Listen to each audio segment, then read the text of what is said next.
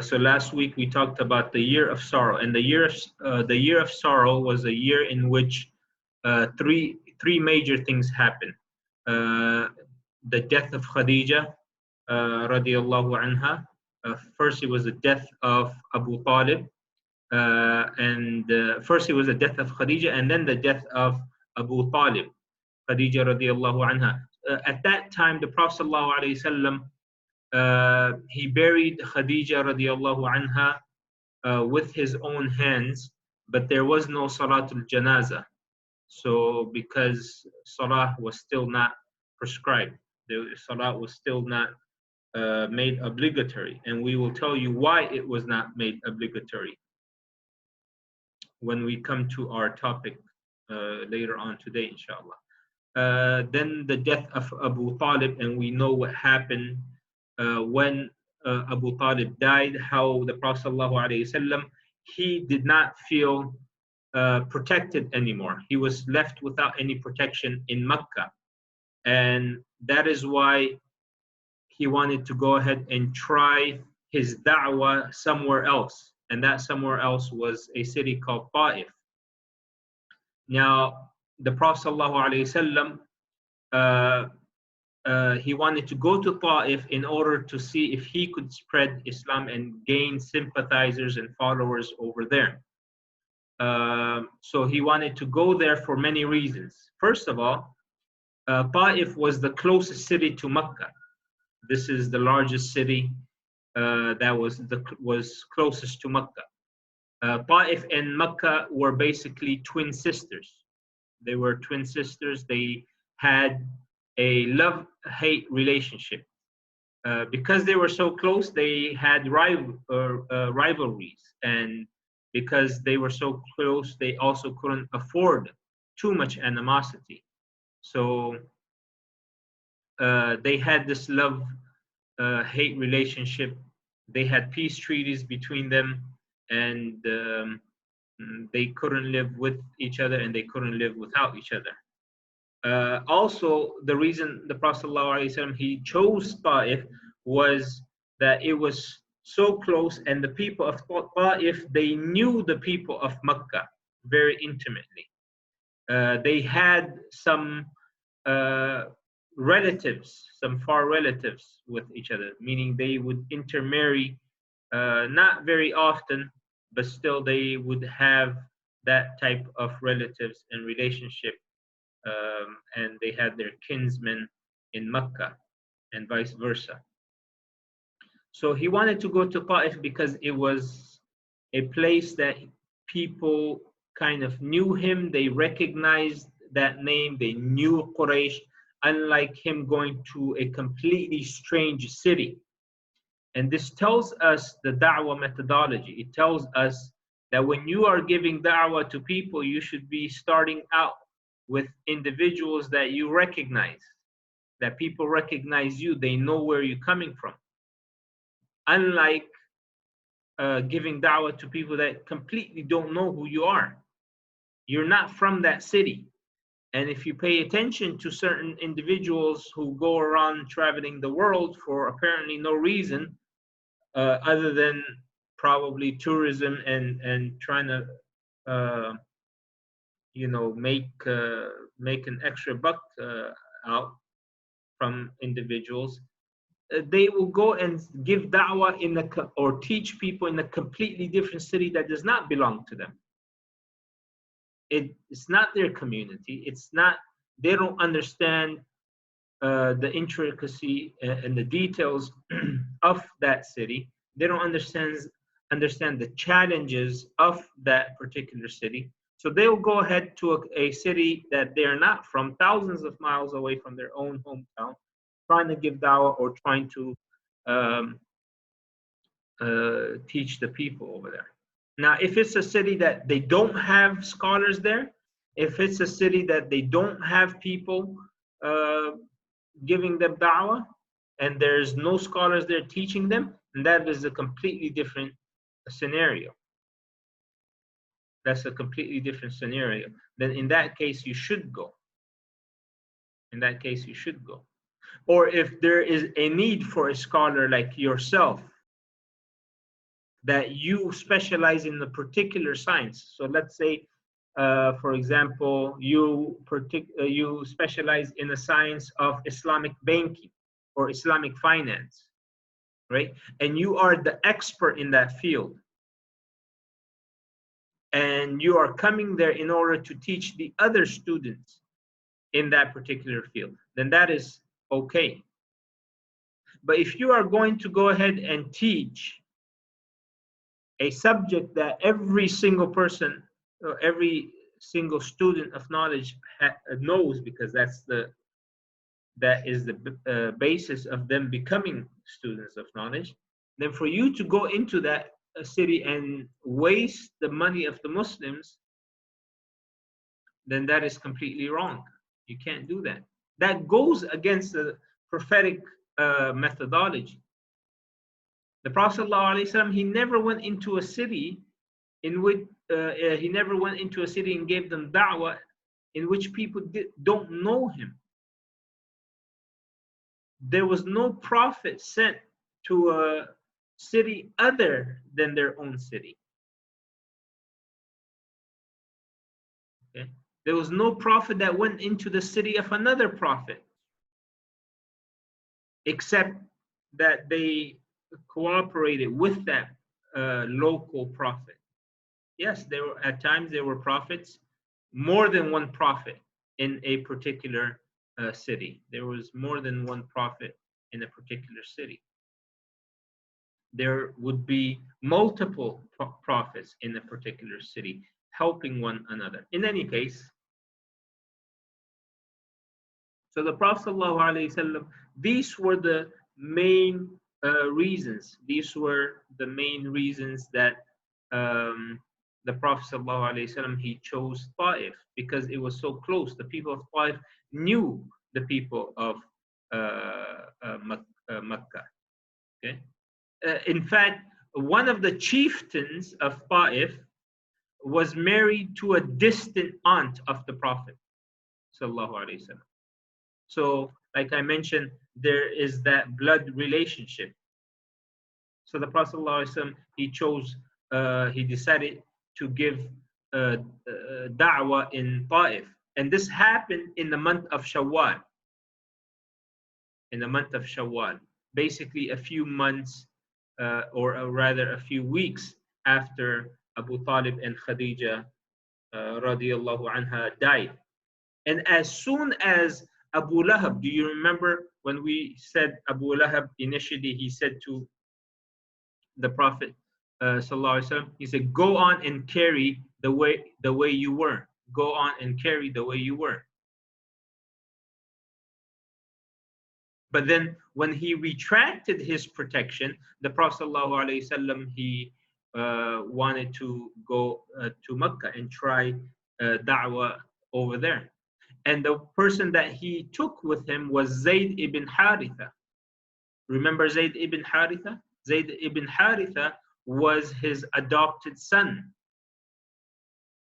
So they went ahead and they ventured on foot to Taif. They didn't take a horse, they didn't take a camel, they didn't go on anything. Why do you think that is? The reason is because they didn't want to arouse any suspicion. They don't want to arouse any suspicion. So normally in our times, if you were to go from Mecca to Taif by car, it will take about an hour and a half, I think, 2 hours, if you were to go by car. Now, if you were to go on foot,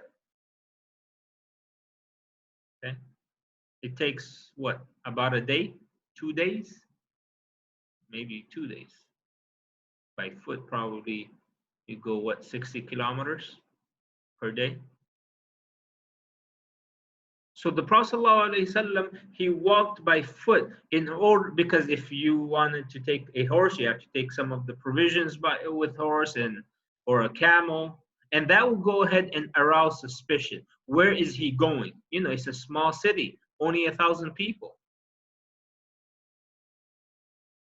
So the Prophet ﷺ, he was very smart. He was very careful not to go ahead and arouse suspicion, especially at a time when he has no protection. So this shows you the tactics used by the Prophet ﷺ and his planning.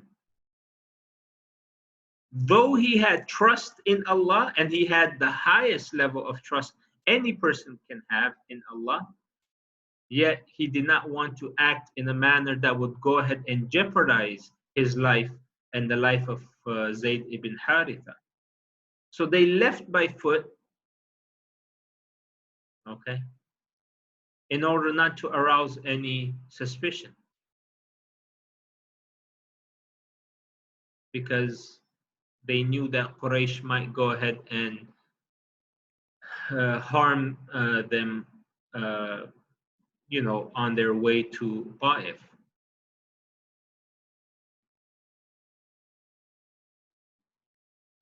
Now there's a hadith of the Prophet sallallahu alaihi wasallam in which the Prophet sallallahu alaihi wasallam it's narrated by Aisha radiallahu anha. Now Aisha, she was a very, very little girl in Mecca.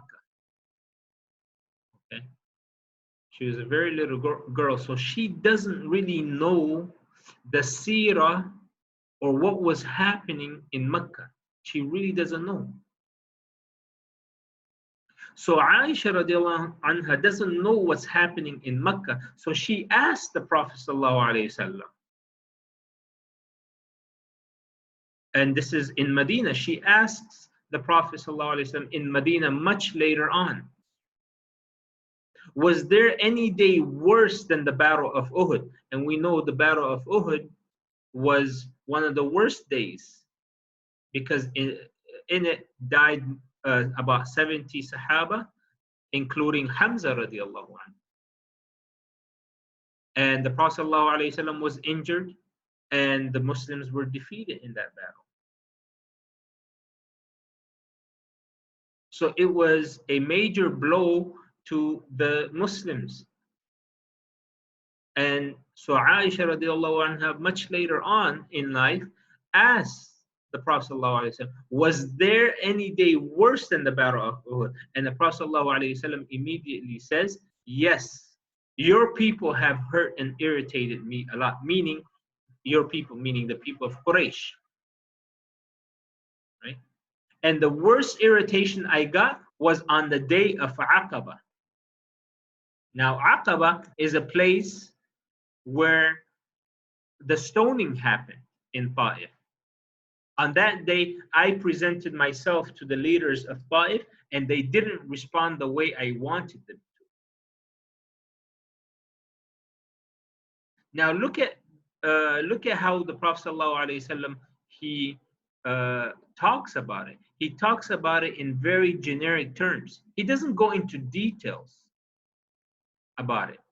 He doesn't want to get the sympathy, or rather, he doesn't want Aisha radiallahu anha to feel pity for him. Right? So the Prophet ﷺ just said that they caused me grief and sadness. So over here we learn that even though Uhud was worse physically, yet Taif was worse psychologically. Now the Prophet ﷺ said Taif was worse than Uhud. And also the Prophet ﷺ, he said that I didn't know where I was until I reached Qarnut Tha'alib. Now I wanted to share all of these things with you all. Taif, distance of Taif from Makkah. I wanted to share some of these things. All right. So we have right here.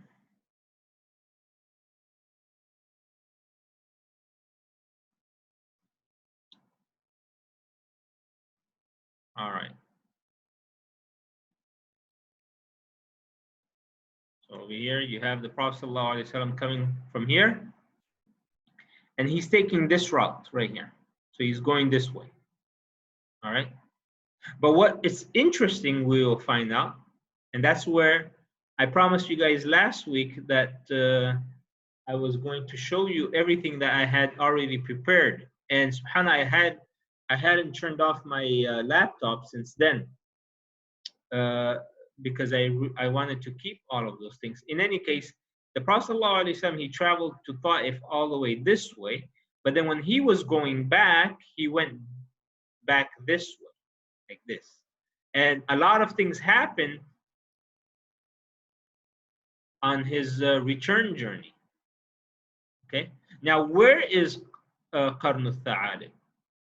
Now, when I tried looking it up, some of the Seerah said it's about 6 or 7 kilometers away, yet meaning outside of Taif. Yet where I found Qarn al-Tha'alib to be, it was all the way here, meaning they chased him all the way here. And that is now called a Sayd al-Kabir.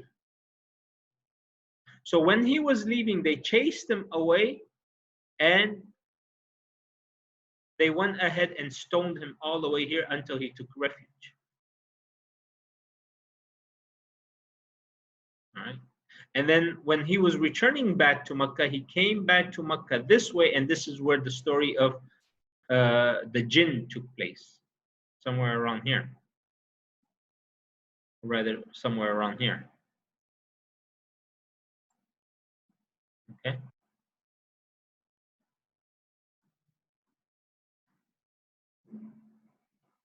Now, the Prophet ﷺ, he went to Taif and he presented himself to the leaders of Taif, who were 3 brothers.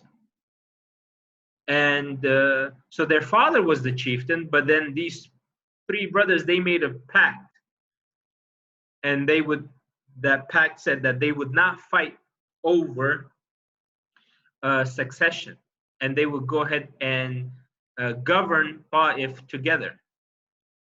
So they were the 3 brothers or the chieftains of Thaqif. Thaqif was the main tribe, Thaqif. So if you hear anyone whose name is like Al-Thaqafi, Al-Thaqafi means he is from a tribe that belongs to Taif. So Thaqif was the main tribe in Taif, just like how Quraysh was the main tribe in Mecca. So Thaqif and Quraysh are main rivals, are big rivals to each other. So the Prophet ﷺ, he sets up a meeting with these 3 brothers and he presents the message of Islam to them.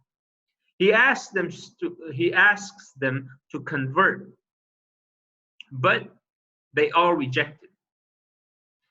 And they didn't only reject by saying no, they rejected in the utmost sarcastic manner that they could think of. So one of them said, if Allah has sent you a prophet, I might as well tear down the curtains of the Kaaba in remorse. The other one said, has Allah not found anyone better than you to make a prophet? And the best one, in quotation marks, I guess the best sarcasm that he got, in the sense that it was not very rude, it was something that someone could say, well, you know what? Okay, it's neutral, but still it was very bad.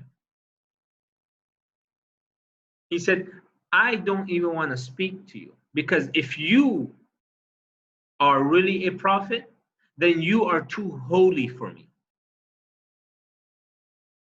And if you are a liar, then I have no need to talk to a liar. You are beneath my dignity that I should respond to you.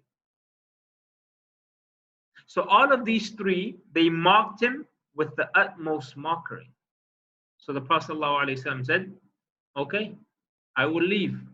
But he requested, please don't tell the Quraysh that I came. He told them, don't let the Quraysh know that I came. And they agreed to that. And they respected this. So the Quraysh did not hear of this visit from them.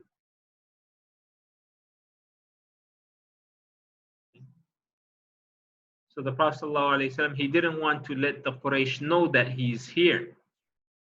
Even though he had utmost reliance and trust in Allah, yet he had certain plans. He planned his journey to Taif till the very end. And then he put his trust in Allah. Now, he didn't leave Taif right away, but he stayed there for about a week, trying to give da'wah to the individuals. So he started from the top. Why do you think he started from the top? Well, if the top people, if the leaders become Muslim, then it will be much easier for him to do his da'wah to the laymen, to the commoners, to the public. Why? Because now he will have the support of the leaders, not only protection, but also support. Isn't this how Malaysia accepted Islam? That when the kings or the sultans accepted Islam, the rest of the population accepted Islam. That's how it is in that society. Not like the society nowadays. But still,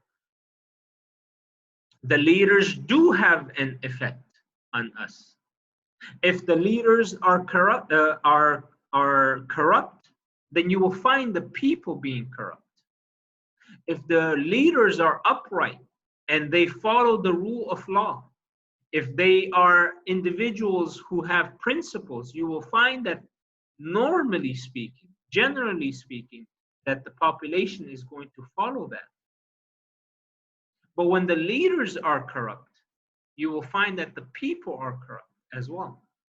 That's just the rule in life. That's, even though right now it has changed a bit, meaning our leaders, whether they accept Islam or not, we don't care. That's it doesn't really apply because they don't have that kind of a power, not to say influence. They don't have that kind of power over us. But back then in the society, if the leader followed a particular religion, then everyone would go ahead and follow that, whether willingly or unwillingly. That's different story. Meaning, I have to accept the religion of the king because I don't want to be persecuted by him. So that would be unwilling. And then the willing part will be like, wow, my great king, my great sultan, he accepted Islam. I need to follow his religion as well. And of course, that was the initial phase, and then that went ahead and led to Islam finding a place in their heart, right? So you don't want to say, well, that is not correct. I mean, look at the kids. How do they start out praying? How do they start praying? They first start praying out, showing off and doing it for their, for one reason or another.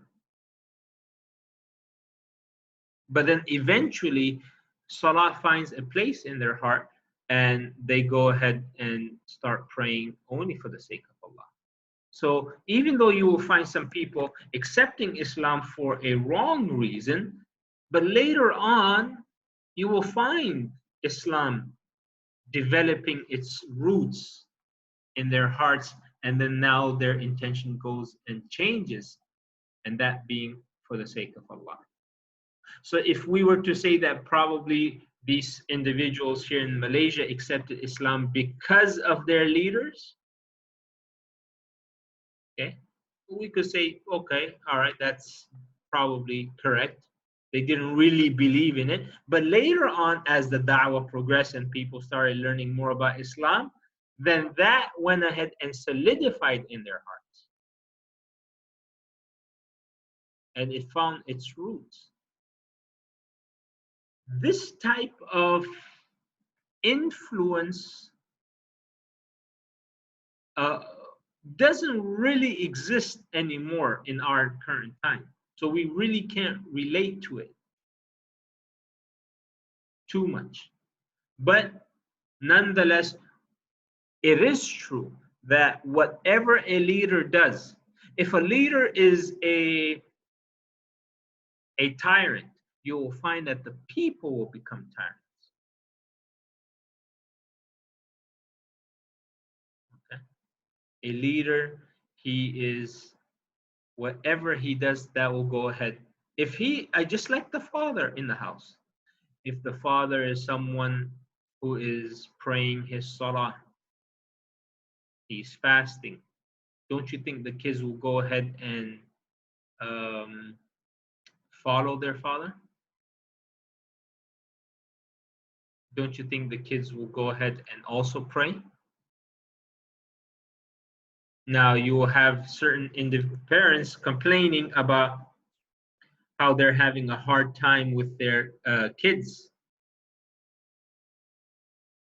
whether it is getting them to pray, and these are kids who are now teenagers, or they're probably in college right now, they're adults, young adults. But if you look at their lives and you investigate and you ask them a few questions, you find out that now the father has come into the religion, and before he was really not practicing. So his son or his daughter was brought up in a household in which he never saw the parents. So now that all of a sudden the father is religious, now he wants to go ahead and impose that on the family without really having that da'wah mentality involved, and with that care and that sabr and love and whatever else is required when a person is giving da'wah. So he will go ahead and say, why aren't they praying? Well, because you've never really prayed during his lifetime. So he hasn't really seen you pray. Now, if it is from since the day where he could actually think, okay, and see you pray, let's say from age 1, where he could actually see and start imitating at age 2. Right? We know how kids imitate their parents when they pray. Since that age until he goes and he's like 18, 20, he's now independent, he goes and lives on campus. Don't you think he will have that in his mind? I used to see my parents, no matter what, that they used to pray. So when he's off in college, off in a completely different state or even country, he doesn't need that much of a reminder from you. It is in his DNA to go ahead and pray. It is in his genes. And we will talk about this gene in the names of Allah. We will talk about it. It's called the God gene. But he will have that. It's hereditary. It is something that is inside his DNA that he will follow, inshallah, because of. So anyway, coming back to the Prophet sallallahu alaihi wasallam. Coming back to the Prophet sallallahu alaihi wasallam. So when he was giving da'wah to the laymen, or when he was giving da'wah to those 3 chieftains and they rejected, he wanted to go ahead and start giving da'wah to the individuals. Why? Because he wanted to go ahead and see maybe they would go ahead and accept the da'wah. Now, we don't really have too much of a report of what happened every single day of that. But what we do know in general is that no one responded to him. No one really responded to him. There's actually a report in which it says that there was someone who wanted to convert and accept the message of the Prophet ﷺ because he was there for about a week. And this is when the riot and the mob happened. This is when they turned against the Prophet. Remember, this is a city that is, you could say, probably similar in size in terms of population. It's in between mountains. It's very luscious. It's very green. If you go ahead on Google Images, you will find great pastures and running water. It's beautiful. So this is a very tight-knit community. And when they found and they suspected that this person is about to, okay, all right, now he is going too far.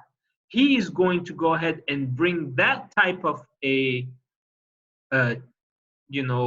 division that he brought to the people of Mecca, and we're not going to accept that.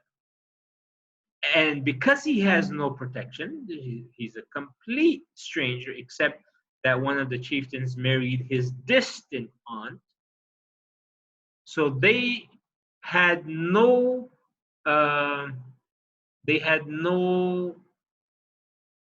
like objections to go ahead and really cause him physical harm.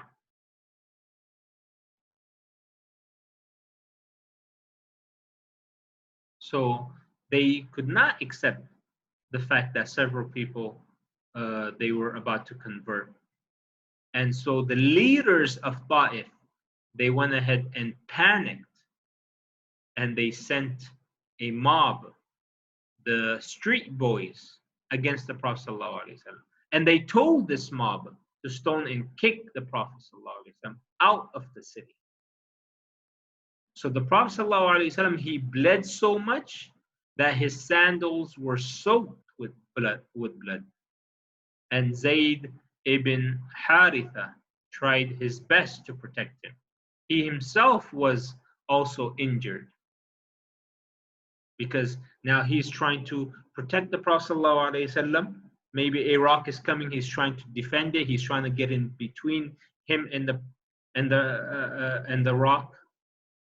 He's trying to thwart it with his hands, whatever it is, with his body. So Zayd ibn Harith is also. So now this incident took place here in Taif, and the Prophet ﷺ, he said that I didn't realize that until I was in Qarnul Manazil.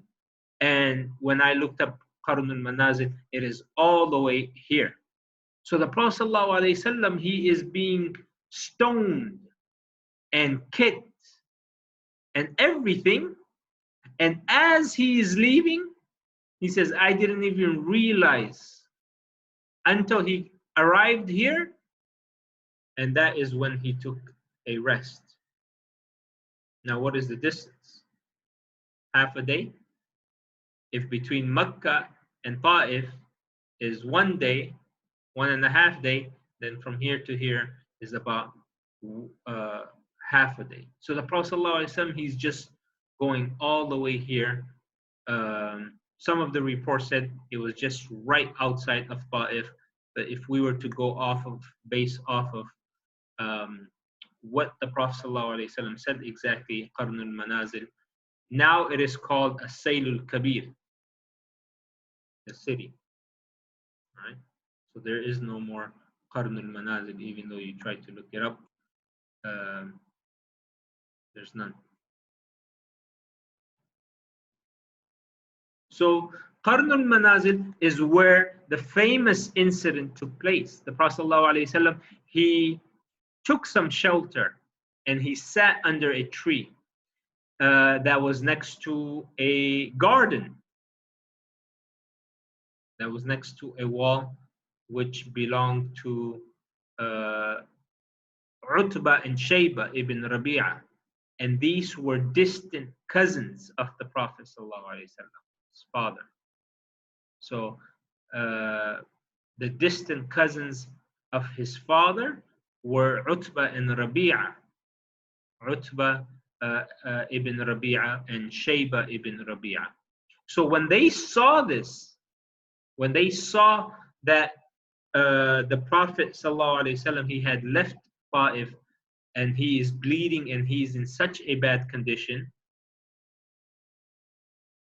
they told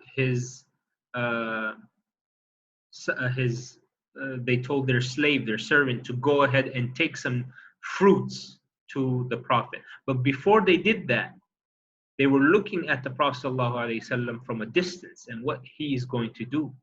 And this is where the Prophet ﷺ, he made that famous dua to Allah subhanahu wa ta'ala. It's a beautiful dua. Even though there is some missing links in the chain of this particular dua of the Prophet ﷺ, we don't, I mean, there are certain missing links. However, because it has become so famous, it has become so famous that it's mentioned in almost all of the seerahs of the Prophet ﷺ. All of the seerahs mention this particular dua, then we tend to overlook the missing chain. And what did the Prophet ﷺ say? He sought refuge with Allah. And in our 99 names, I will also go ahead and mention this, but in the context of one of the names of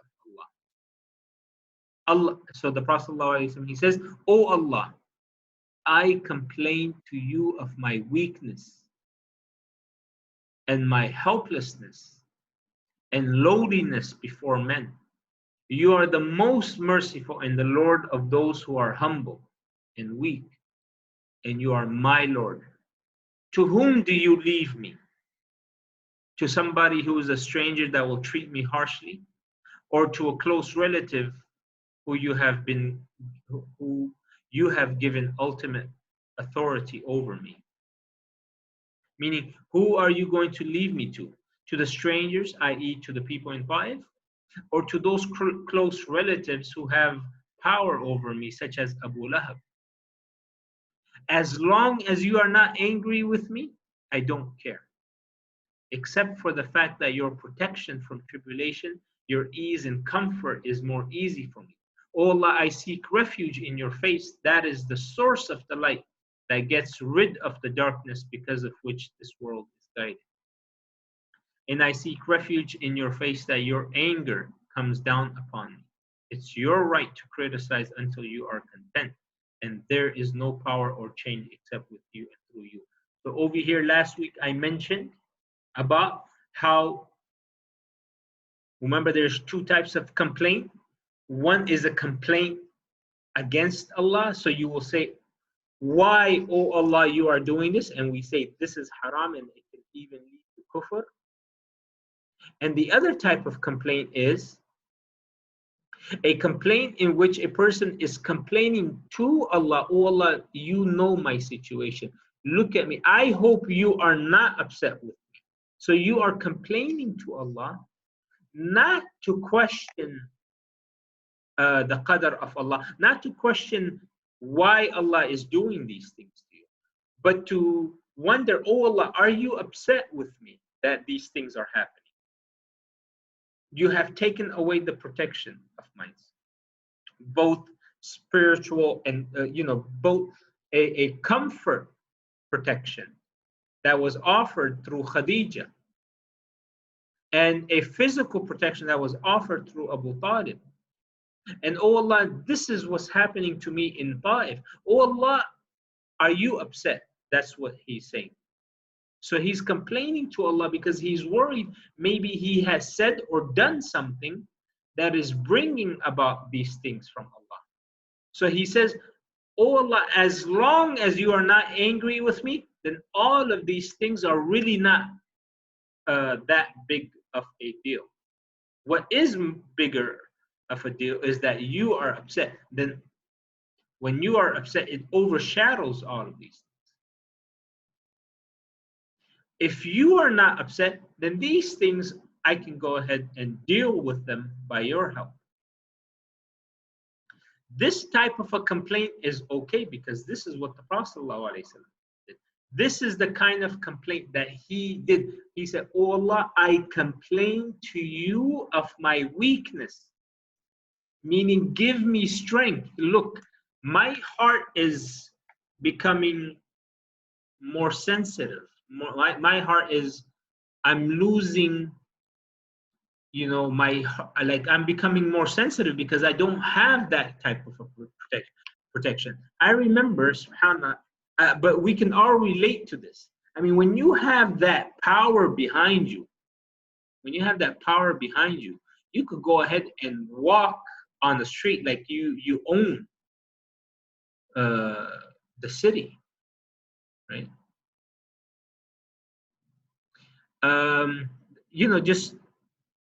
Just to kind of give you guys a little glimpse into the life of an orphan. I asked one scholar, actually this individual, when he came to know about my work with the orphans and the sponsorship that I was giving to the orphans for a year, he told me his personal story. He said when I was a kid, when I was about 5, 6, 7 years old, my father, he would go ahead and tell me, when he was about 5 years old, he said, "Go and recite the Quran," right? And like in front of the people. So he said, I would go and with a loud voice, I would go ahead and read the Quran and have this heart, because he said, I had a father. He said, my father died when I was 6 or 7 years old. He said, I couldn't even pick up my head and look at the people, the same people. And that is so 100% true. Why? Because that's why you look, the caretakers of the orphans. Who are the caretakers of the orphans? Caretakers of the orphans are those individuals that will go ahead and give that kind of psychological support and be like a father figure to these orphans. He said, when my father died, he said, I couldn't even look at people in that. But when he was alive, and he told me, he said, I would go ahead and stand in the middle of the people and just like from the top of my lungs, either make adhan when he told me to make adhan, or read the Quran. He said, I had so much bravery and so much confidence. He said, but when he died, he said, I couldn't even look at people because I thought maybe this person will like hit me, or this person will, if he ever shouted at me, I would be like, like the whole world crashed on me. So let's relate it in our current circumstances, right? When a person comes from a country that is respected, that is feared, that is, a developed country, a powerful country, how do you think their citizens are going to walk around? They're going to walk around on the streets as if they own the country. They own the whole world. But if they come from an oppressed country, if they come from a country in which the people are oppressed, and it's been like that for the past several years, decades, how do you think they're going to? They're going to go ahead and take the abuse, physical and verbal abuse of the people. That's why you will see that these refugees, how are they treated? Are they not humans? Right? This is what war does to you. It doesn't only physically destroy you and kill you, but inside, psychologically and spiritually, it just kills them. So you could never look and pick up your head and be, a human in the sight of. Unfortunately, that's the world we're living in. That's the world we're living in. So the Prophet ﷺ, he is complaining to Allah in the sense, oh Allah, look at what my efforts, because I'm complaining to you the weakness of my effort. My effort is not that. Oh Allah, help me in my efforts. I am weak in terms of strength. I am helpless. And the people don't even respect me anymore. My people don't even respect me in Makkah. Now these people are not even respecting me. Oh Allah, I'm complaining to you. And this dua, we know what happened to this dua. It opened the gates of the heavens. It opened the gates of the heavens. And so the Prophet ﷺ, that dua was answered. And the angel came. So the Prophet ﷺ said, when he reached Qarnul Manazil, he looked up and there was a cloud that had given him shelter. And in this cloud there was Jibreel. And he said to me, O Muhammad, your Lord has heard what your people have said to you and their rejection of you. And he has sent me with the angel of the mountain. He has sent me with the angel of the mountain. Now, if we were to look at, I even had searched the mountain of Taif, mountains, you will find these are the mountains of Taif. Right? So you will find that Taif it has these kinds of mountains. Right? So let's say here. So let's say this is the city and it's in between these mountains. Right?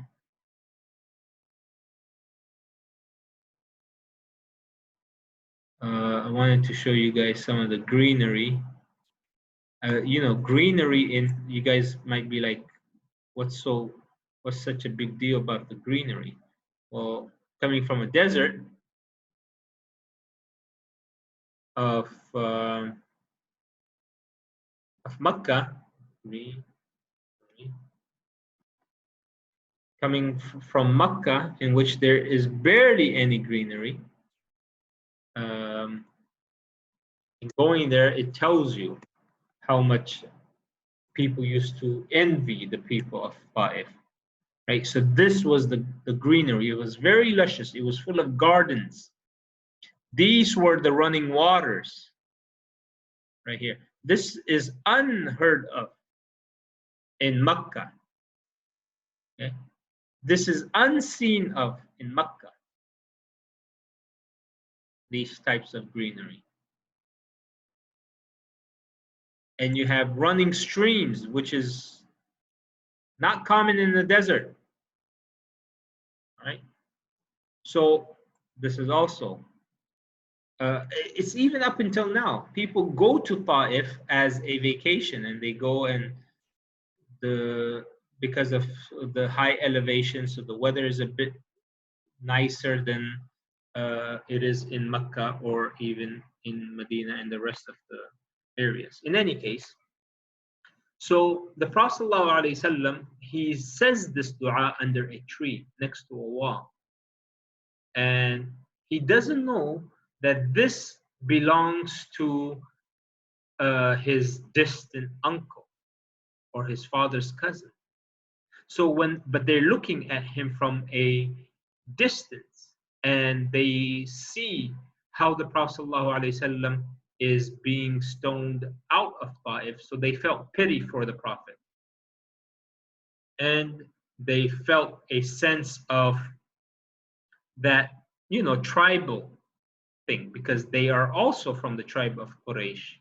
They're a distant uncle, a cousin of the Prophet ﷺ's father. So they decided to gift him with some fruits from their gardens. And they sent their servant Addas, who was an Iraqi Christian. He sent them with some fruits. And these fruits are from Taif, and they are some of the most soothing and comforting fruits. So Allah, he gifts it to the Prophet ﷺ right there and then through these individuals. So he accepted the gift.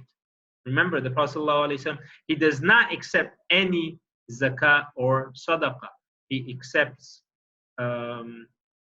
he does accept gifts. So if people were to give him gifts, he would go ahead and take it. And he told us to take it as long as we do not ask for it. He said, if someone gives you something and you did not ask or want it, then you should take it because it is from Allah subhanahu wa ta'ala. So he accepts it. And he says, Bismillah, when right before he begins to eat. So as he's eating the fruits, he says, Bismillah. Addas, he was shocked and he said, what is this phrase? This is not the phrase of the locals here in Arabia. So the Prophet ﷺ said, this is something my Lord has taught me. So immediately he forgets all of his wounds and his pain, and now he's giving da'wah to Addas, who's a slave, he's a servant.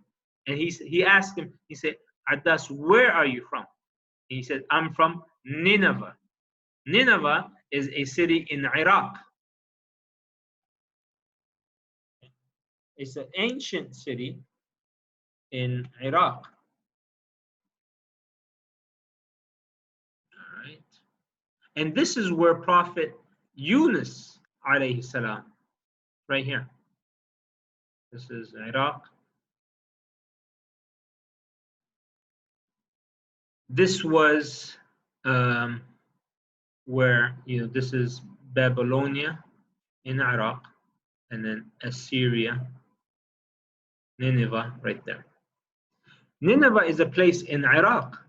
And so when he hears that he is from Nineveh, the Prophet ﷺ, he smiled. And he said, the city of Yunus ibn Matta, meaning Jonah, the son of Matthew.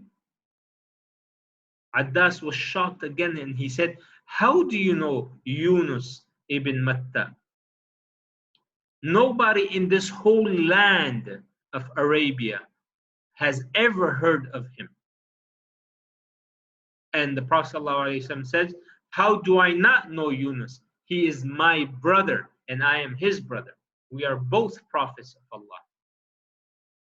So this was a miracle from the Prophet ﷺ because he knows him even though this was not knowledge. This was not common knowledge in Arabia.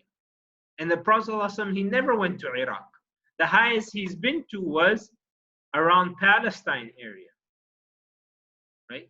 Which is completely different, in a completely different place, right? This is the Prophet.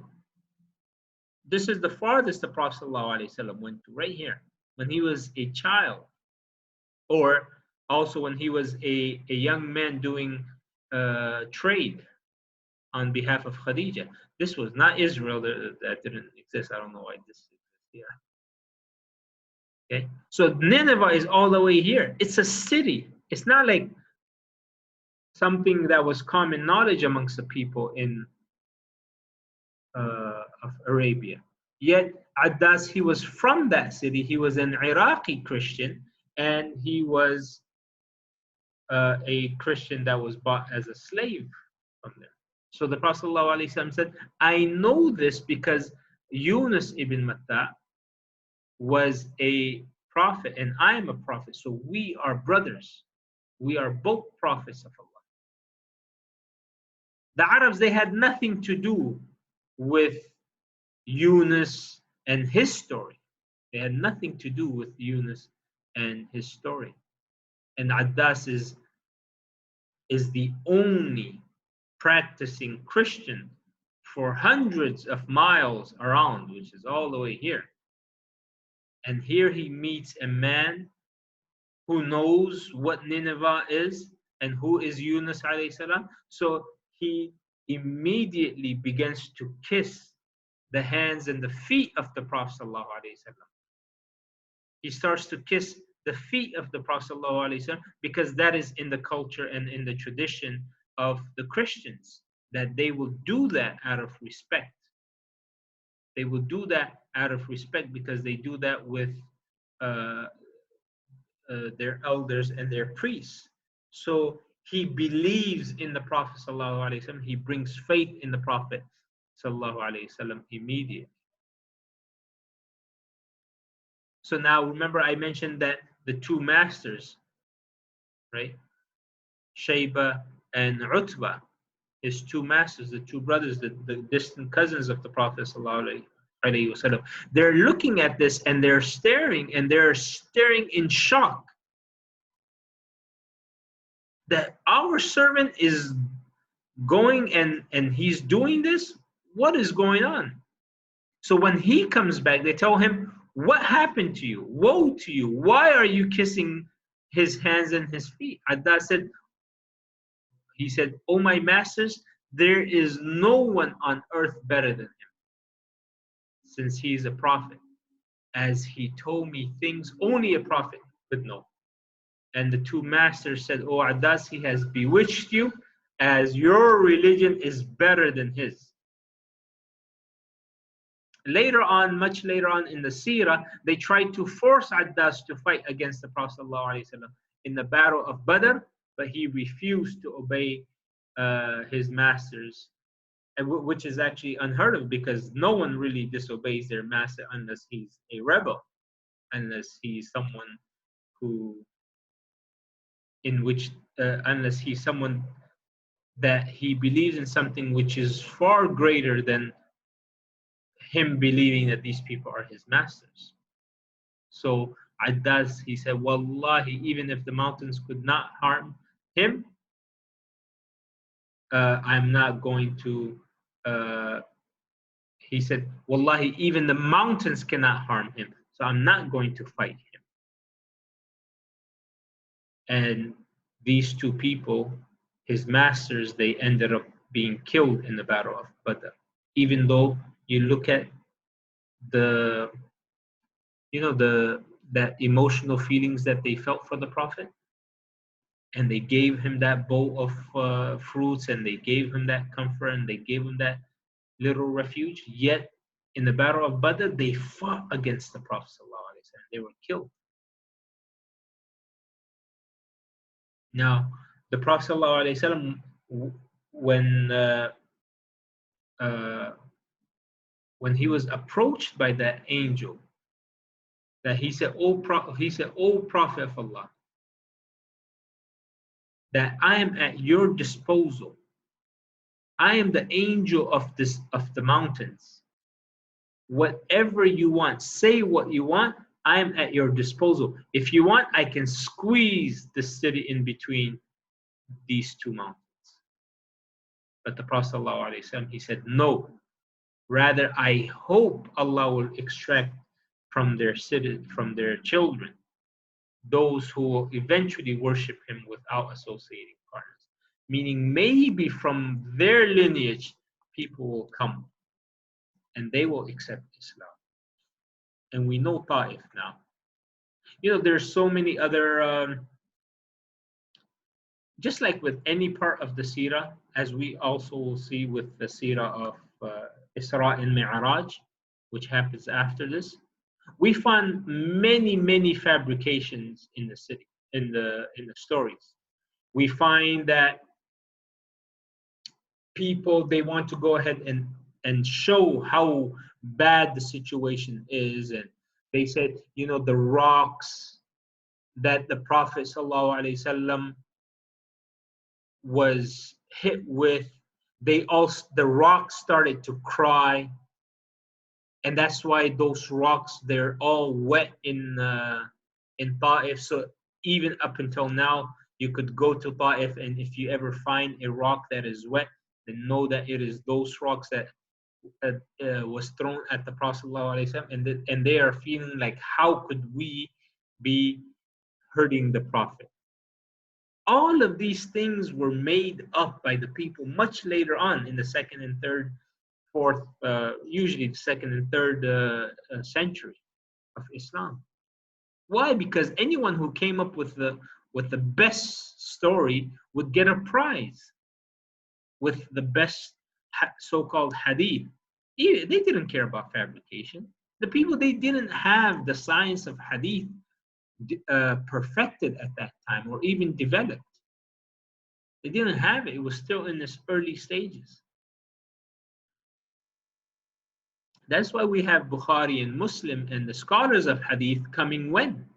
Coming in the year 200 after Hijrah, right? Bukhari was born when? He was born in 194. 194. Muslim was born when? He was born in 206 after the Hijrah. And then you have At-Tirmidhi and Abu Dawood being born later on. An-Nasai and Ibn Majah, they died. So the first one was born in the 2nd century, and the last one was died in the so the first one was born in the later part of the 2nd century, and the last one of these scholars of hadith died in the early part of the 4th century, spanning 2 centuries, but still it was 1 century, in a little bit more than just 1 century, even though it spanned 2 different centuries. So from 194 to 310, approximately 310. That's when I think Ibn Majah died. In any case, so in between, from the death of the Prophet ﷺ, the Tabi'een, all the way up until 200 years, 250 years later, you find people going ahead and just fabricating stories, or even if not fabricating it 100%, so they will go ahead and take the incident of Taif and they will go ahead and add certain things to it that would make it more, interesting to hear about. They didn't have TV. They didn't have any other form of passing time. So what was their entertainment? Their entertainment would be storytelling. They didn't have books of history, so it would be passed down from generation to generation from the lips of individuals. So they took, unfortunately, the stories of the Prophet as entertainment as well, the stories of the Prophet. And more unfortunate, they went ahead. Why did I say unfortunate? They took it because they took it as entertainment rather than as lessons for them to learn something. Instead of learning, like, what many of us are learning right now in terms of the Seerah of the Prophet ﷺ, and feeling a connection and seeing how we can resemble that, how we can resemble his patience, and so many other lessons that we have throughout every class. Instead of doing that, they would go ahead and use it as a time or a moment of entertainment. And in that, they would even now commit another sin, and that would be fabricating stories, adding things that really didn't exist. And one of them was how the rocks, they cried because they were thrown, because the Prophet ﷺ was pelted with those stones. And that is passing on even up until now. Yes, I heard it with my own ears. How one person told me, if you were to go to Taif, I was a kid, if you were to go to Taif, you would find some of those stones and they're still crying, meaning they're still wet. Now, what's the proof? What's the proof that we have? What's the proof that you have? So these things that, a lot of people will go ahead and say these things in order for it to, there's no need for it. There's no need for it. What are some of the lessons that we can learn from the incident of Taif? Now, the Prophet ﷺ, he was inflicted with so many harsh trials so that Allah could raise his ranks in this world and the next. That is the reason. He said, no prophet has ever been afflicted with so much tests like I have. Why do you think that would be? Allah wants the highest level of Jannah for him. And the fastest way of obtaining that is through these trials. So if any one of us is facing through any difficulties, any trials in our life, have sabr, seek the reward from Allah, seek comfort and solace in Allah subhanahu wa ta'ala, and know that that is a way for Allah subhanahu wa ta'ala to raise your ranks in Jannah. The other lesson that we could take is look at the dua of the Prophet sallallahu alaihi wasallam. His main worry was that everything he went through in Taif might be a punishment from Allah. That maybe he did something wrong, because of which now these are the things that are happening to him. Now he's saying to Allah, "Oh Allah, as long as I didn't do anything wrong, as long as you are pleased with me, oh Allah, I am happy." However, he also said in the same dua, "Oh Allah, if you could make things easier for me, I would be more happier. I would be more satisfied." So his main concern was the pleasure of Allah and not the suffering that he was going through. And I have mentioned this many times before when it comes to making dua. What is the type of dua that we should strive, especially in Ramadan? What kind of dua should you be asking? Should you say, "Oh Allah, give me," of course, the worldly stuff, huh? When it comes to forgiveness, you should say, "Oh Allah, forgive me. Oh Allah, grant me your mercy. Grant me your forgiveness. Grant me your pardon." I'm talking about in terms of worldly affairs.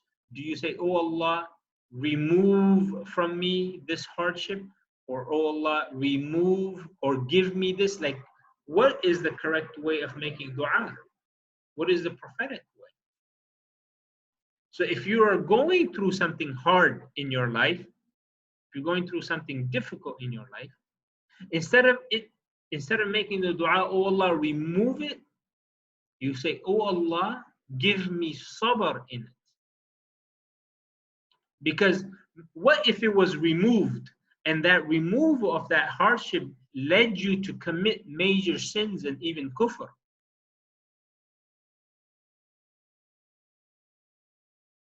So that removal was actually bad for you in terms of your iman, in your Islam. But if you say, "Oh Allah, give me sabr in it," then you would actually find yourself being content with this hardship, whatever hardship it may be that you are going through. You would find that contentment. Just like how a bodybuilder, he has sabr in his weightlifting. He has that sabr. He's enjoying it even though he's suffering. He's suffering. He's sweating. He is hungry. He's everything. But he's suffering from it. But he's having sabr through that 2 hours of gym time. And then sabr afterwards with the muscles aching and everything else. He has that sabr. And now through that, he's enjoying everything.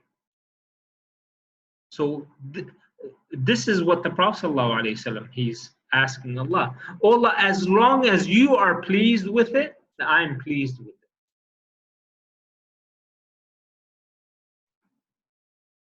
Now look at how the Prophet ﷺ, he was firm in his tawheed. When Addas he comes to him, the Prophet ﷺ, he didn't hide his identity. How you see certain Muslims hiding their identity in the West. What's your name? My name is Mo. His name is Muhammad. He's hiding his identity. He's saying his name is Mo. His name is Joe, and his name is, I don't know what Islamic name that would be. But you'll find people, their name is Mo, their name is some weird names. Even they're not named those things. Joey, and his name is completely different. The Prophet ﷺ, he didn't hide his identity. He didn't hide who he was. So before he ate, he said, Bismillah. When we are in the restaurants, when we are in the party, in a gathering in our amongst our colleagues at work, do we say Bismillah when we eat? Do we openly pray? Do we let people know that, look, it's time for me to pray. I need to leave this meeting. I need to leave this class. I need to go ahead and pray. Do we let people know that, look, I have these principles. No amount of meeting how important it is going to get in the way of me and my prayer. So the Prophet ﷺ, he says Bismillah right before he eats. And this simple act led to the conversion of a slave, Addas. It shows us that we should be obeying and following whatever we can and not be embarrassed of our religion. Not be embarrassed. Being proud. Remember how I said there are certain people from certain countries of the world, they walk around the earth as if they are masters and the owners of the land that they're walking upon. Why? Because they know they got the power.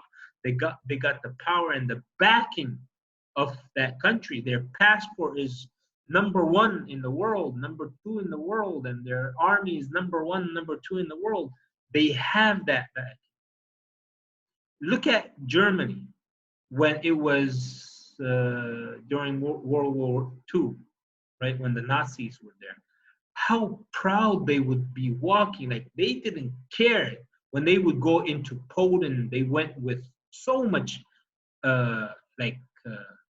pomp and glory and pride, everything, right? When they went into France, when they had that because they knew they were the Aryan blood. They knew they were the best people, right? They knew that. They felt that. They knew that if any of these Jews or any of these people were to do anything, that any of these individuals that they were conquering, that they would get annihilated from the power of the Nazi army. They knew that. They would take whatever. They had that. And you still have that amongst the Americans as well. What happened when the Nazis were destroyed? What happened?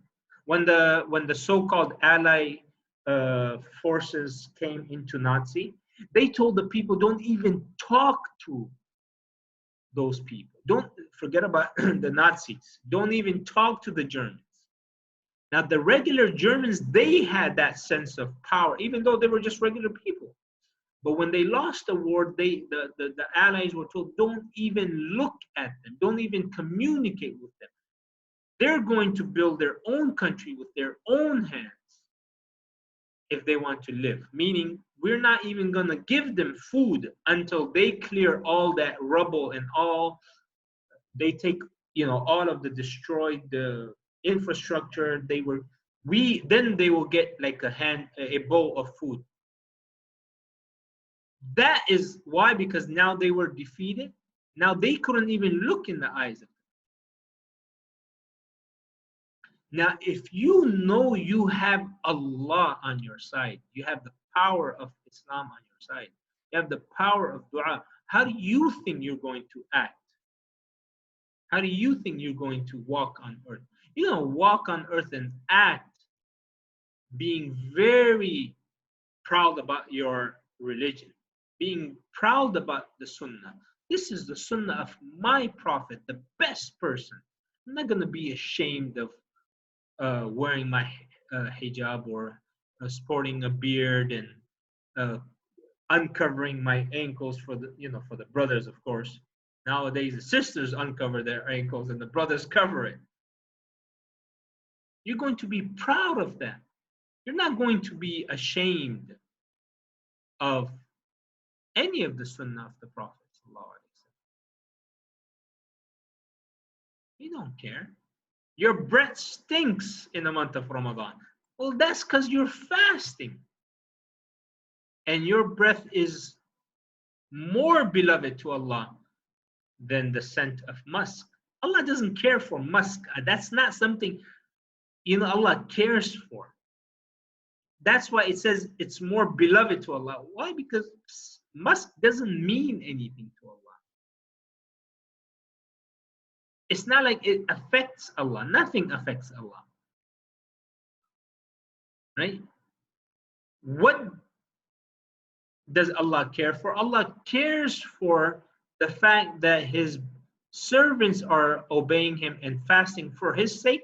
That's why it is more beloved to Him. That is beloved to Him instead of musk. More beloved to Allah than musk. We are proud. I am fasting. That's why my breath stinks. Not because I'm unclean or anything. Not because I didn't brush my teeth. No, I use my miswak. I brush my teeth. But because my stomach is empty, that smell is coming from an empty stomach, not from my teeth or my mouth. Right? We are proud of that. We're proud of the way we dress modestly, both for men and women. We're proud that we wear the abaya. We wear the clothing that my prophet used to walk. Right? What were the Nazi army wearing? Do you guys know what was the famous brand that they were wearing? I think it was Guess, right? Was it Guess or Hugo Boss? I think it was Guess. They were the people. It was one of these major. I think it was Hugo Boss. I don't remember. It was a German company. Now they don't even talk about that. But in any case, they were the ones that were developing the uniforms for the Nazi regime. And that's how they would advertise and market themselves. That look, we are the ones who make the uniforms for the SS and for the Nazis. So they prided themselves in that. They prided themselves. Now, do you think they pride themselves? Now, that's not. No one really knows about that. But it is true though. That I just forgot which was. It's a very famous brand. Everyone knows them. I don't know if it was Hugo Boss or Guess. One of these two. Maybe Brother Renee knows. It was, yes. Huh? Hugo is Hugo Boss, yes. Oh, both of them.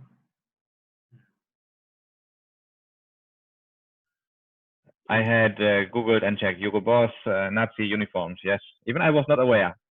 Oh, even there you go. I know more about German history than you do, I guess. Yeah, Hugo Boss Nazi uniform. Yeah, it's very. It's a well-known thing. This is how they used to. This is how they used to market themselves. Okay. Now, do you think they take pride in that? Why do you think they took pride in this? Because this was something that was worn by their leader, by the army. This was something that was, so they were proud of it. They were proud of it. What about our clothes? What about our dress code? Shouldn't we be proud of it? Shouldn't we be wearing it with,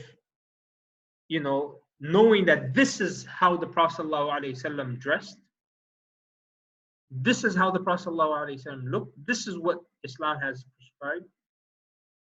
Anyway, coming back to some of the lessons of the Prophet ﷺ. Now, what happened? Now, the incident of Taif was not really what you would call a success. However, it did result in the conversion of at least one individual.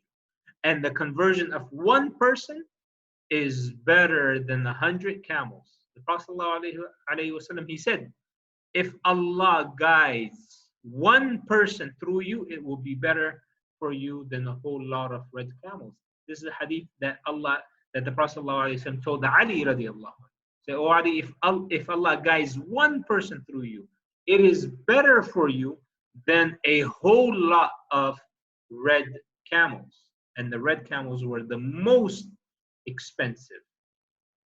Even until now, the red camels are the most expensive camels.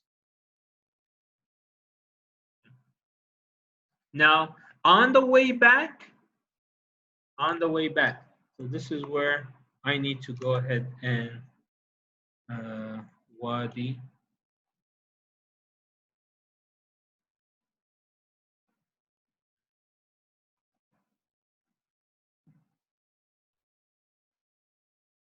Nakh.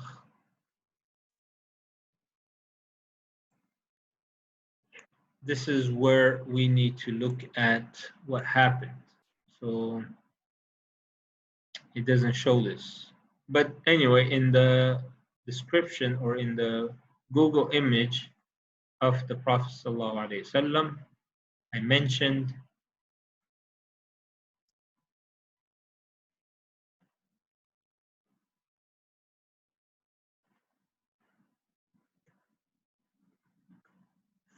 Wadi al-Nakhla. So the Prophet ﷺ, on his way back, he came upon a valley, or he camped at a valley called Valley of Nakhla. And as was his habit, he used to pray tahajjud. Even though salah was not obligatory, remember we mentioned salah was not obligatory in the way that we know of it now. Yet the prophets still were required to go ahead and pray tahajjud and still pray to Allah subhanahu wa ta'ala, but it was not made obligatory upon the rest of the ummah. So the Prophet ﷺ, he camped in the valley of Nakhla on his way back to Mecca. And I showed you guys the map in how the Prophet ﷺ went back through which route. Which route did the Prophet ﷺ take on his way back to Mecca? Let me just go ahead really quick.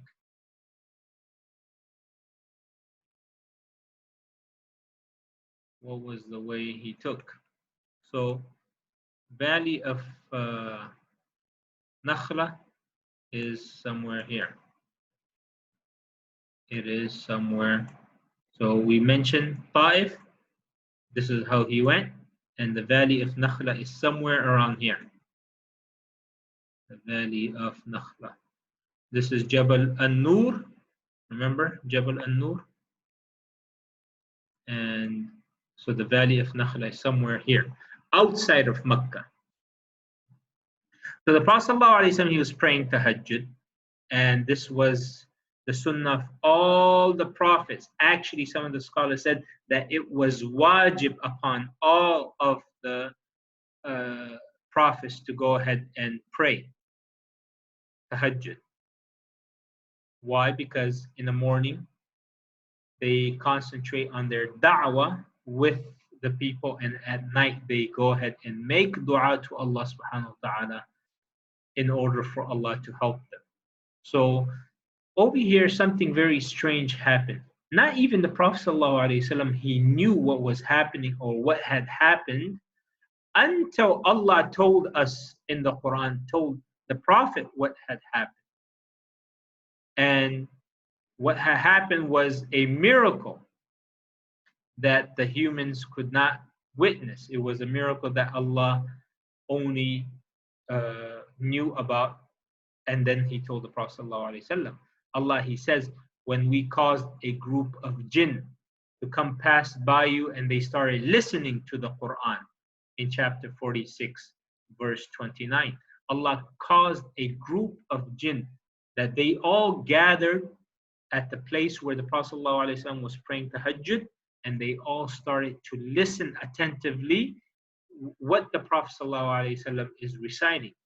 He caused all of them to be in amazement.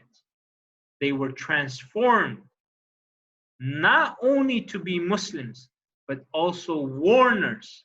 Look at what Allah He says in the Quran.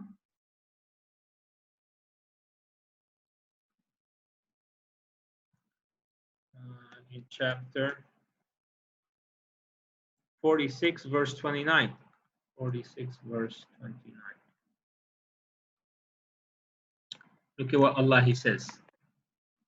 And mention, O Muhammad, when we directed to you a few of the jinns listening to the Quran. And when they attended it, they said, listen quietly. And when it was concluded, they went back to their people as warners. So not only did they become Muslims, they also became messengers to their own people. They also went and they said to their people, O our people, indeed we have heard a book revealed after Musa, confirming what was before it, which guides to the truth and to a straight path. O our people, respond to the messenger of Allah and believe in him. Allah will forgive you for your sins, your sins, and protect you from a painful punishment. And they keep on going, and now not only did they become Muslims, but they went ahead to their own kind, their own tribe, their own people, which is the jinn kind. So they became mini messengers, they became immediate teachers, and they started teaching their people. And they started teaching their people and inviting them to Islam. Now we know from this that they were what kind of they were Jewish jinns, because they mentioned about Musa alayhi salam. They had believed in Musa. So these were people that believed in Musa and in the Torah. And it is not surprising that jinns, they follow the religion of humans. They follow the religions of men. There are Jewish jinns. Yes, they are Hindu jinns. Yes, we have so many stories of Hindu jinns, Christian, Buddhist jinns. We have all kinds of jinns. We have Buddhists. We have. Why? They follow the religion of the humans. So when these Jewish jinns, when they heard the recitation of the Quran, they knew the Quran came from the same source that had also sent down the Torah. So they converted to Islam and they started spreading it. And jinns, by the way, have a very, very unique, long life. They live for hundreds of years, for thousands of years. So I would not be surprised if some of these jinns were the same jinns that lived in the time of Musa, who lived about 2,000 years before the Prophet, or 2,500 years before. I wouldn't be surprised if some of them were that. If not the same generation, maybe the generation after that. So is it possible? Yes, 100% possible. Because jinns, they do have a very long life. They don't have a life similar to ours in terms of how long they live. It's a completely different dimension.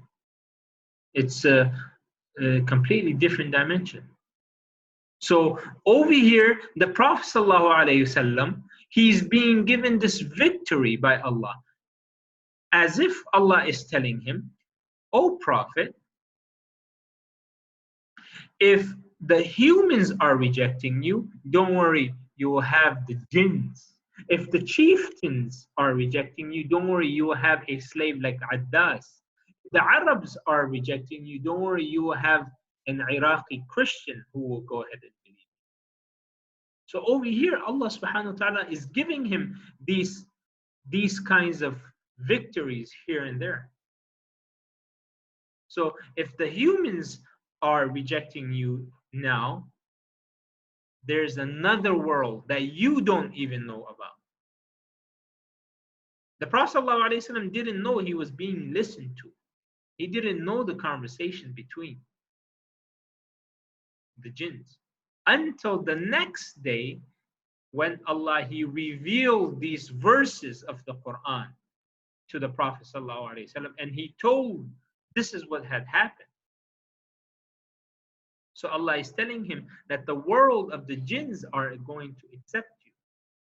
The conversion of Addas, even if the people of Makkah and Taif, they reject you, don't worry, your influence will go as far as to the people of Iraq and other corners of the world. Right? Now, when the Prophet ﷺ, he is returning back to Makkah, he doesn't just enter into Makkah just like that. He makes sure that there are some form of protection provided for him. So he sends messengers.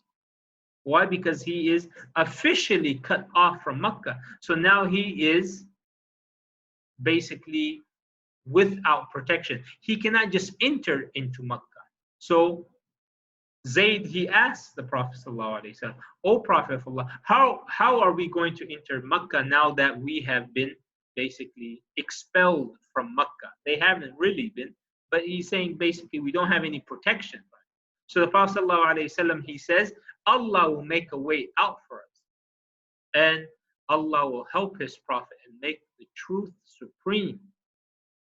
The truth is so beloved to Allah, Allah always makes it triumph over falsehood, even if it is after a while.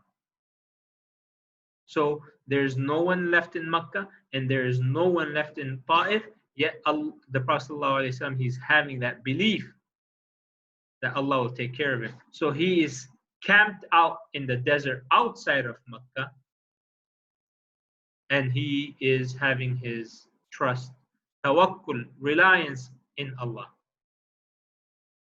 Why? Because he did everything he could, and now he is just relying upon Allah subhanahu wa ta'ala.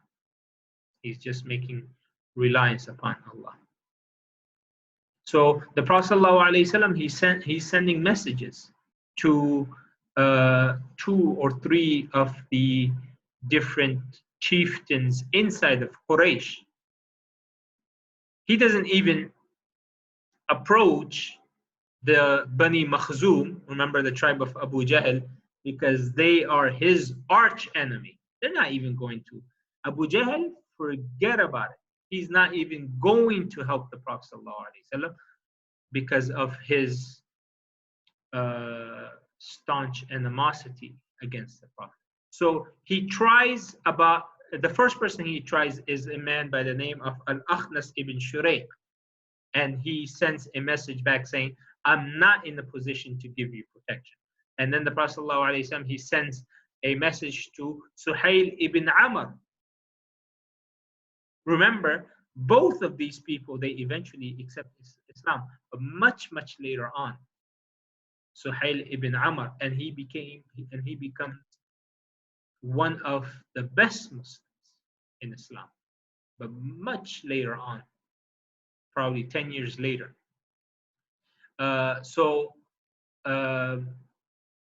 He said, and Suhail, he sends a message back saying that he also cannot give protection. to the Prophet ﷺ. And they all give flimsy excuses and saying that they are not really in that position, and Abu Jahl will do this and other people will boycott them, whatever excuses that they give. Then the Prophet ﷺ, he sends a request to Mut'im. Remember Mut'im ibn Adi. He's the chief of Banu Nawfil, and he is the only one who died amongst these three people. He dies as a pagan. Okay. Remember Mut'im ibn Adi? Who remembers Mut'im ibn Adi? He was the one that broke the boycott. Do you remember that? He was the one who would send an entire camel full of food and drinks, remember, to the Prophet ﷺ during the boycott. What does it mean to send an entire camel full of food and drinks? That means like $50,000, $100,000, full of food and everything. He would send that, a massive amount of money. So the Prophet ﷺ, he sends him a message. Will you give me your protection? And Mut'im didn't just send a messenger back saying yes. He tells his sons, go arm yourselves and bring Muhammad back. Go arm yourselves and bring Muhammad back.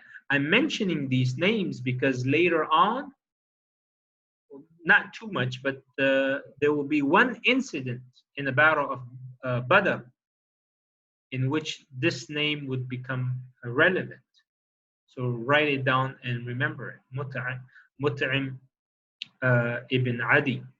So the Prophet ﷺ, he's brought back with the help and the protection of Mut'im, along with his sons, and no one dares touch him because now they're armed and everyone knows that he has given protection to the Prophet ﷺ.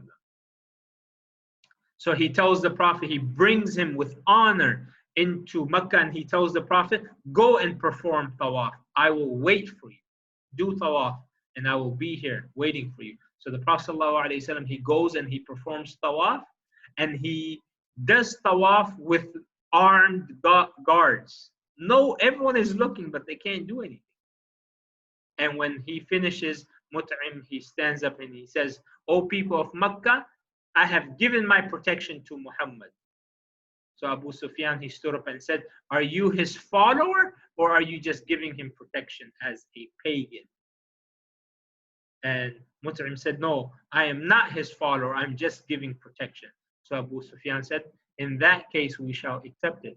And remember Abu Sufyan, he's also one of the people that accepts Islam, but much, much later on, probably about 10, 12 years from this date. So look how Allah subhanahu wa ta'ala, he uses some people who are not Muslim to protect Islam, to protect, to spread Islam even. They're not Muslim. Why? Because if they were to become Muslim, then things would not play out so nicely amongst the people. Just like Abu Talib, had he become a Muslim, had he been a Muslim, then the people would not be, then the people would not really take his protection and him being the chieftain of Quraysh so seriously. So he had to remain a kafir. So after this, the Prophet ﷺ, he remained under Mut'im's protection for about 1.5 to 2 years. So yet the Prophet ﷺ, he was still looking for other avenues, or he was looking for other ways in which that protection could be a little bit more permanent, until Allah, he reveals to him, or he allows him to perform the hijrah. He performs the hijrah to Medina. Now, Mut'im, he was someone who was praised by the Prophet ﷺ so much. Why? Because he gave huge honor to the Prophet, and also he broke the boycott, and he praised him so much that in the battle of Badr, when the prisoners of war, there was about 73 prisoners of war that was brought to the Prophet ﷺ. You know what the Prophet ﷺ, he said?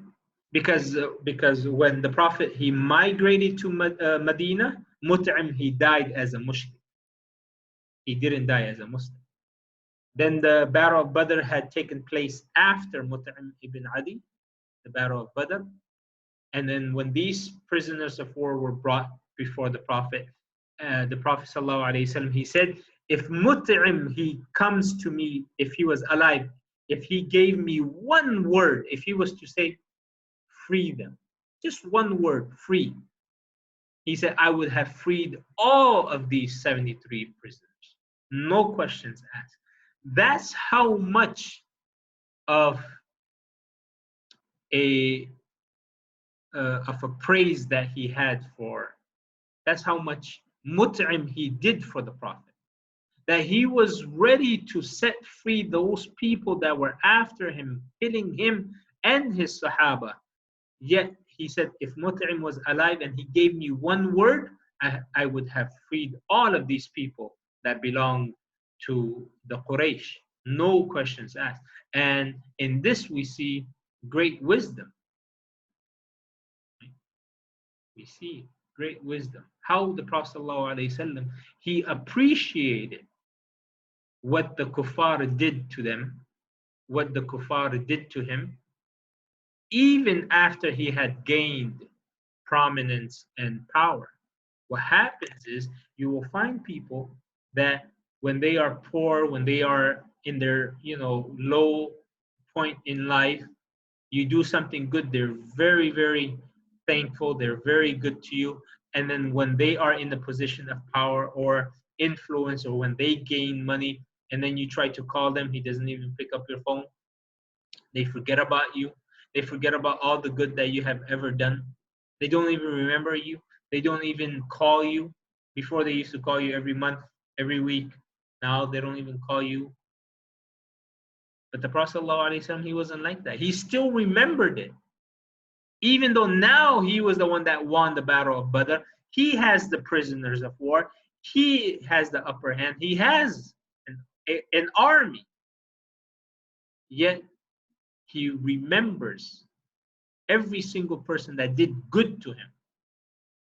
And of course, he remembers every single people that did bad to him. And that's why they were all killed. Abu Jahl was killed in the Battle of Badr. Umayyah was killed in the Battle of Umayyah ibn Khalaf, remember? The owner of Bilal, the torturer of Bilal radiallahu anhu.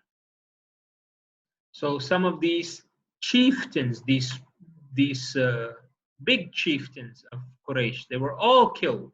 Abu Lahab was killed in the Battle of Badr. All right. So also the Prophet ﷺ, he says in a hadith in Bukhari, indeed Allah helps this religion even through a disbelieving or evil man. Meaning Allah will spread this religion of Islam, will help it, even if it is through a disbelieving or evil man. So even though Mut'im, he did not accept Islam, yet Allah used him to protect the Prophet sallallahu alaihi wasallam. Right? Now, what happened after? What happened after? After the year of sorrow and the trial of Taif, Allah, he blesses the Prophet sallallahu alaihi wasallam with a great miracle. Allah, he promised that he's never going to test us he's never going to test us except that there will always be that there will always be ease at the end.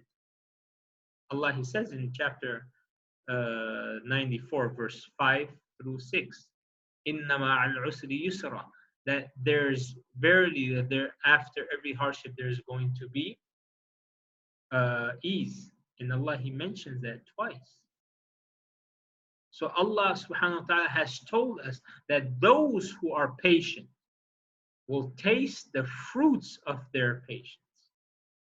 So after the lowest of all lows in the life of the Prophet ﷺ, he was gifted with the highest of all highs, and that was that he was gifted with such a lofty gift that this was only for him. And some of the scholars said that this was the favor or the greatest miracle the Prophet ﷺ was given personally, not the miracle to his ummah, because the miracle to his ummah we know were many, one of them being the Quran. But to him personally, this was the greatest miracle the Prophet ﷺ was given. And that was the miracle of, anyone knows? The miracle of Al-Isra and Al-Mi'raj. Al-Isra, it basically means to travel at night. And in the Islamic definition, it means to travel at night, the night journey for the Prophet ﷺ from Mecca to Jerusalem. That's called Al-Isra. Isra, in Arabic, it means to travel at night. But in the Islamic terminology, in the Seerah terminology, it means the night journey that the Prophet ﷺ undertook from Mecca to Jerusalem. Whereas Mi'raj, it means the instrument you use to rise up. So like, for example, we use the elevator, or we use the, what is it called? You know, the thing, the stairs, the electric, I'm forgetting my... escalator. Escalators and the elevators. So the escalators, that is an instrument by which you go up, you rise high. So Mi'raj is linguistically in Arabic, it means the instrument that a person uses to rise up. In Seerah terminology, it means the actual ascension, the Prophet ﷺ's ascension to the heavens. So Isra is the journey from Mecca to Jerusalem, and Al-Mi'raj is from Jerusalem to the heavens. And Allah subhanahu wa ta'ala, He mentions this twice in the Quran, Al-Isra wal-Mi'raj. He reveals an entire surah by the name of Surah Al-Isra, chapter 17. Look at what Allah, He says, Subhanalladhi asra bi'abdihi laylan min al-masjid al-haram ila al-masjid al-aqsa alladhi barakna hawlahu linuriyahu min ayatina innahu huwa as-sami'u al-basir. In chapter 17,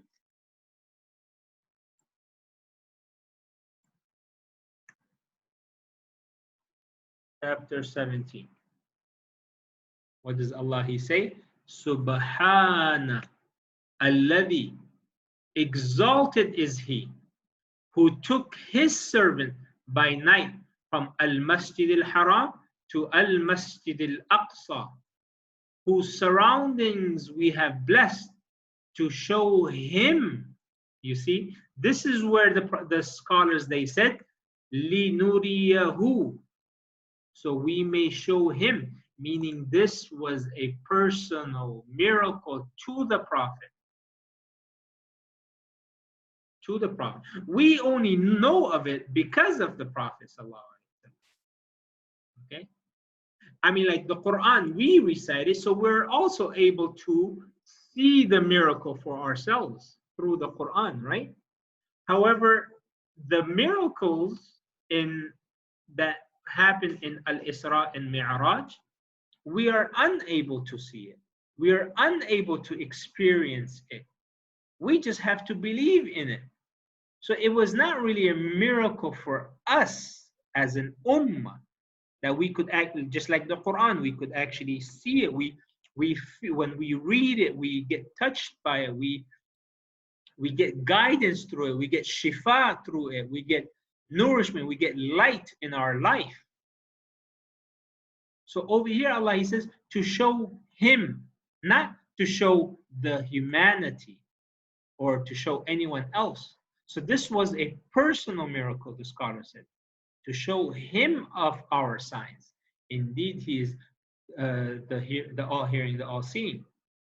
So over here, after the year of sorrow, Isra and Mi'raj took place in order to give him that comfort through the signs of Allah subhanahu wa ta'ala, to show him and say, no, O Muhammad, I have not left you alone. I am going to strengthen you with our signs. You lost everyone, but you did not lose the favors of your Lord. So that was like a booster for the Prophet ﷺ, and to give him many, many other things, as we shall see.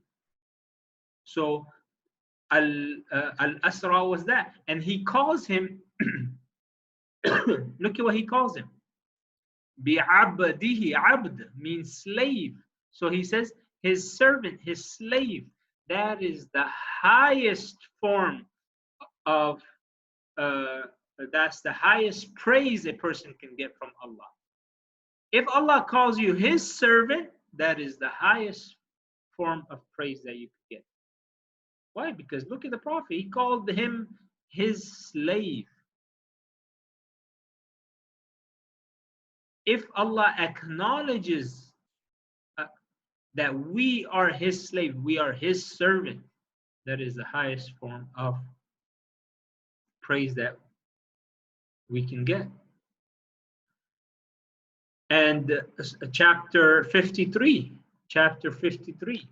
was talking about his Mi'raj. Remember chapter 53? وَالنَّجْمِ إِذَا هَوَى. This was, remember, in it contained the story of the so-called satanic verses. Of course, in Islamic terminology, there is no such thing as satanic verses. Gharaniq, the story of Gharaniq, remember? So over here, it mentions in chapter 53, where Allah subhanahu wa ta'ala, He says, the heart did not lie about what it saw. So will you dispute with him over what he saw? And he certainly saw him in another descent. At the lot tree of the utmost boundary near it is the garden of refuge. So over here, Allah subhanahu wa ta'ala is talking about his ascent to the heavens. So in both Surah Al-Isra and Surah Al-Najm, over here, Allah subhanahu wa ta'ala is basically saying that we showed him our signs. So the reason for Al-Isra and Al-Mi'raj was to show the Prophet ﷺ the magnificent signs of Allah. It was a personal gift for him and him alone. We just hear about it as a blessing to the Prophet ﷺ, and we believe in it.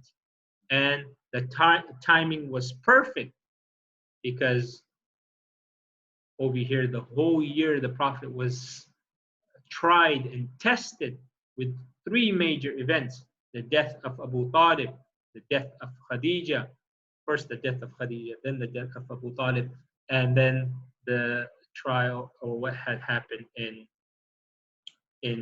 Taif, and how he was stoned. So now, inshallah, next week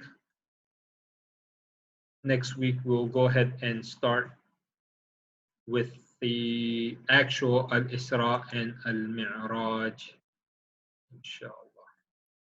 Any questions? Any questions? I cannot hear anyone, so except for Renee. So There's There are questions in some questions in the chat. yeah. Sorry. Yes. Sorry. all right, Sheikh, how are the leaders of the reflection of society? Yes, yes, they are. Did not happen in Ethiopia. Najashi became Muslim, but not the people. Yeah. So yeah, it did. It didn't happen. Correct. It didn't happen in Ethiopia. But normally, of course, you're right. It didn't happen in Ethiopia. It also didn't happen in Sana'a. You know, Bilqis, the story. Normally, yeah. But generally speaking, that's the case, though. Generally speaking,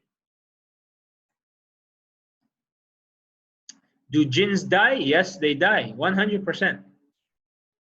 Jinns, they have to die. We could actually kill jinns. Humans, we have the power to kill jinns. Jinns do not have the power to kill us, by the way. You know, we make this big thing out of jinns. No, no. We have more of a leverage over the jinns than they do over us. Yeah, we do. According to Al-Zayn, I don't know who he is, the ability or desire to have sex isn't all jinn have in common with human. Like us, jinn eat, drink, sleep, procreate, and die. She says, I don't know where you took this. Sorry, I had written this from my wife's computer. This was the reply to whether do jinns die. I found Yeah, a web yeah. source which says that jinns do die, and I gave the source to the website. That's just this message. Oh, okay. Sent Yeah, from yeah, yeah. Iran's, Jinns do die, and they do eat, and they do drink. But they eat and they drink in a manner that is different than the humans. Just like how bacteria eats and drinks, right? Do they look at how bacteria eat, right? Does anything become less when they eat? No, it actually grows, doesn't it? Actually increases. That's why you will find things growing, fungus and all of these stuff growing on your food. So actually you will see things increasing. Of course, those things are not the things that you would like for it to increase. But the point I'm making is even things that we see like bacteria, they eat in a manner that is different than us. So not necessarily every time that you eat or drink, things have to decrease. So when, for example, when the Prophet ﷺ, he says, if you eat with or drink with your left hand, then the jinns, meaning the shaitan, eats with you, right? But then you're like, how is he able to eat when I know, I mean, because if someone else is eating with me, then the food will get less. But you have to, first of all, forget about all of the explanation I'm ever going to give you, because that really doesn't matter. Right? We just believe in it. That's the first line that we should always say. But if you really need an explanation, then they eat in a manner that is different than the way you eat, just like how there's so many other animals and creatures that eat differently than the way humans and other animals that we see eat. When they eat, things decrease. Also, the food of the jinns are bones. That's why we're not allowed to eat bones. So, and we're not allowed to use bones to clean ourselves, right? Because back in the days, they didn't have toilet papers. They didn't have that. So how did they used to clean themselves? They used to clean themselves with like leaves, with stones, with bones. So the Prophet ﷺ, he forbade the people from doing cleaning themselves with bones. He said, because that is food for the jinns. We're not allowed to eat it because that is food for the jinns. So the Prophet ﷺ, he said, Allah, he puts back meat in it for them, and they're able to eat. How are they able to procreate? they procreate in a manner that is completely different. Look at some of the animals. How do they procreate? Some of them lay eggs. Some of them, like for example, the seahorses, right? How do they? Some of them they vomit. That's how the babies come out. Look at the spiders. How do the spiders come out? They kill their mothers, right? They come out and the mother dies. That's how those baby spiders are born. Or is it? It's either the spiders or the scorpions, one of the two, or maybe both of them. So people are even born into this world completely different. They create completely different.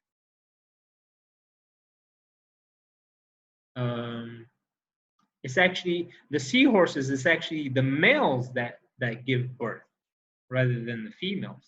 It's a bit strange and odd. But look, it's the seahorse males that give birth, not the seahorse females.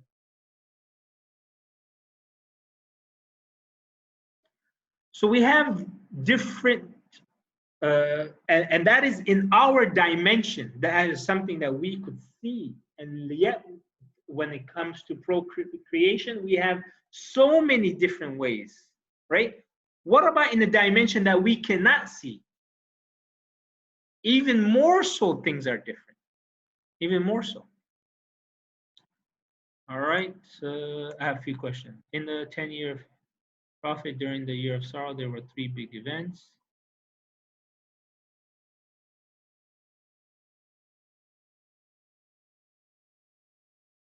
Yeah, I mentioned Khadija, Abu Talib, and Taif. The third one is Taif. Yes, Taif was the first dawah journey outside of Makkah. Correct.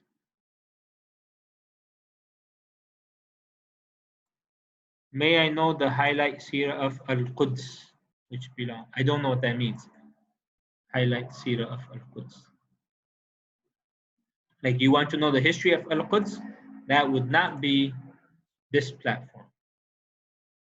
Today is the 24th of Ramadan, so the 25th night. Yes, Laylatul Qadr. Oh yes, I wanted to share this, so important with you all. Remember the dua? Some of you are in my the names of Allah class. Some of you are in there. I shared a particular dua, and that was La ilaha illallah wahdahu la sharika lahu, lahul mulku wa lahul hamdu wa huwa ala kulli shay'in qadir. Let me go ahead and get my notes. Something when I read it, my everything, subhanAllah, is. It's what happens when you depend on technology, right? What happens? If you lose that, you lost everything. So we mentioned how the Prophet ﷺ, he taught us a supplication that if we were to recite it 100 times in a day, we would receive the reward of setting free 10 slaves.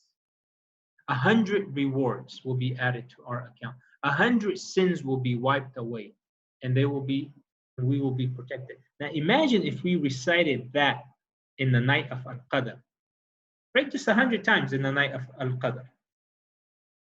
It is better than 1,000 nights, 1,000 months. Now do the calculation. Someone, Brother Renee, maybe you can help me with the calculation. As if you recited that, not as if, sorry. It is better than you were to recite that 100 times every single night for more than 1,000 months. And what does that lead to? Every single night you recite, or every single day you recite it 100 times, right? 10, you get the reward of setting free 10 slaves. And remember, what's the reward of setting free 1 slave? You will be set from the fire of Jahannam, because you set a person from the bondage of slavery in this world. Allah will save you from the bondage from the slavery or being sent to the fire of Jahannam. 100 rewards every single day.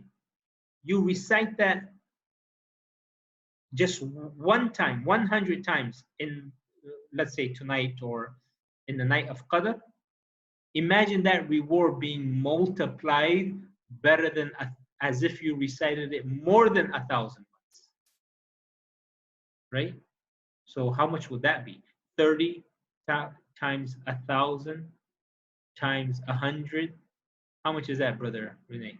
That is like what, in the millions maybe? Well, first 100 times 1,000 is 100,000. Yeah. Then times 3 is 300,000, and no, another times 30. 10, 3 million. Yeah, No, 3 million. times 30, not 3. Yeah, times 3 would be 300,000, and another 0 added becomes 3 million. Yes. So 3 million. And then times 10, that's 30 million. Why the other 10? 10 slaves being set free. Oh, yes. 10 slaves. Or times 100, which means 100 rewards will be added.